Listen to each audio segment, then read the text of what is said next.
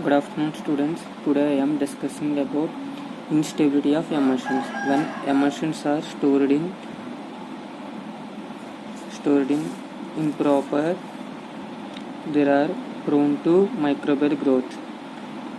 When emulsions are stored for long time, there are causes unstable. There are different types of stability, and instability of emulsions can be indicated by flocculation, coalescence, creaming, breaking, and phase inversion. There are the different instability markers of emulsions. We will discuss individually. These are instability of emulsion. First one is stable emulsion contain dispersed phase and dispersion medium. In this dispersed phase, particles are uniformly distributed throughout the dispersion medium. Next step is flocculation. Next one is creaming. Next one is coalescence. Next one is phase separation. These are the instability markers. First one discuss about flocculation. We will observe the difference in between stable emulsion to the flocculation. Flocculation is defined as neighboring molecules of dispersed particles are come close together to form a colony or group of dispersed particles. This is called as coalescence. This type of process is place before, during, after creaming. This type of flocculation occurs due to change in their globule distribution, charge on globule surface, viscosity of the dispersion medium. There are various types of preventive measures used for control the flocculation rate. First one is maintain uniform size of globules by pass the undergoes size reduction process. Next one is maintain using only ionic surface active agents. Next step is addition of thickening agents or bonding agents or viscosity improving agents to improve the viscosity of the dispersion mediums. These are the various types of preventive measures used for control the flocculation. Next one is creaming. Creaming is easily determined by color shading. It is a reversible process. Creaming means concentration of globules at the top or bottom of the emulsions. There are two types of creamings, upward creaming and downward creaming. Upward creaming means concentration of dispersed particle globules at the top of the emulsion is called as upward creaming. Next one, downward creaming. It is defined as concentration of dispersed phase globules at the bottom of the emulsion is called as downward creaming.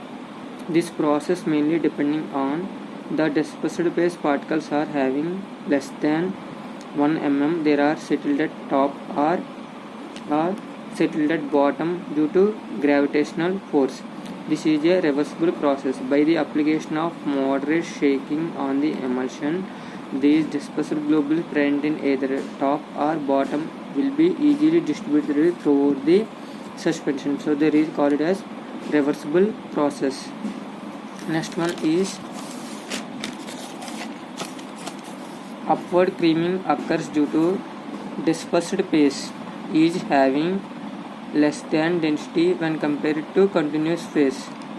This type of upward creaming is observed in oil in water type emulsions. Next, downward creaming is having dispersed phase is having higher density than continuous medium. So this type of creaming is observed in water in oil type emulsions. The rate of creaming can be explained by using Stokes law. Stokes law indicates the rate of sedimentation of dispersed particles. You will describe the Stokes law. Next one is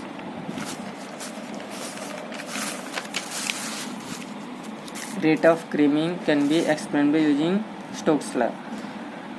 V is equal to d square into rho s minus rho o into g by 18 into net r, where V means rate of creaming in centimeter per seconds, D means radius of the globules, rho s means density of dispersed phase, rho O means density of dispersion medium, neta means viscosity of the dispersion medium, G means gravitational constant.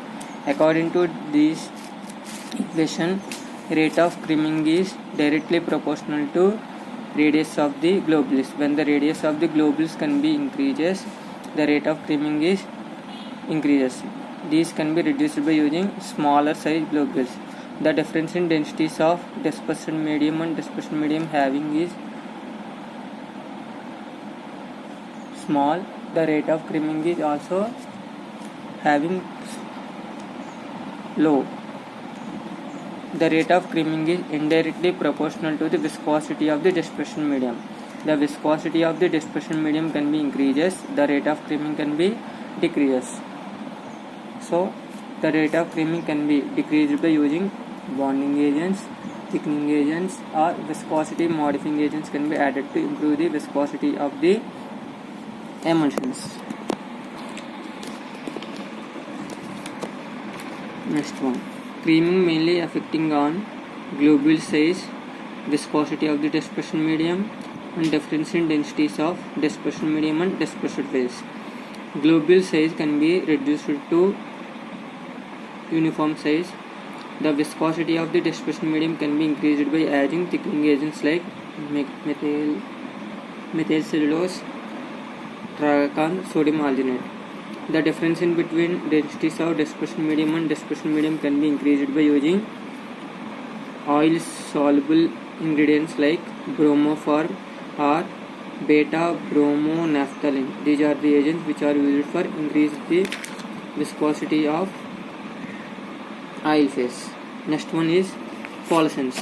Fluorescence is defined as, in this process, the small size globules are placed in the gaps of larger size globules. They are fused together to form a larger size globules. During this process, number of globules can be decreases and the size of globules can be increases. During this process, globule size can be increases and number of globules can be decreases.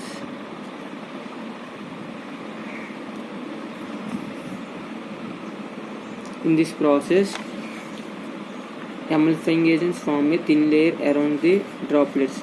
These film can be broken. There are various types of factors which influencing on fluorescence. Insufficient amount of emulsifying agent used alter the partitioning of emulsifying agent. Incompatibilities between emulsifying agent. So sufficient amount of emulsifying agent used and by the selection of proper emulsifying agent to reduce the fluorescence. Next one is phase volume ratio. The phase volume ratio is the most important factor in to determine the stability of the emulsion. 74% of oil and water is present in emulsion to produce stable emulsion. Next one is breaking. There is a complete separation of dispersed phase and dispersion medium. It is a reversible process. Next one is phase separation or breaking. In this process, there is a complete separation of two phases, oil phase and water phase. These two phases can be easily separated and easily visible. This is a irreversible process. Next one is phase inversion. This is a process in which one type of emulsion is converted into another type. It means oil in water type emulsion is converted into water in oil type, and water in oil type of emulsion is converted into oil in water type. There is a phase inversion. In this process, one type of emulsion is totally converted into another type. These are the instability markers of emulsion. So emulsion should be properly stored to maintain their stability. Further refer textbook for diagrammatic representation.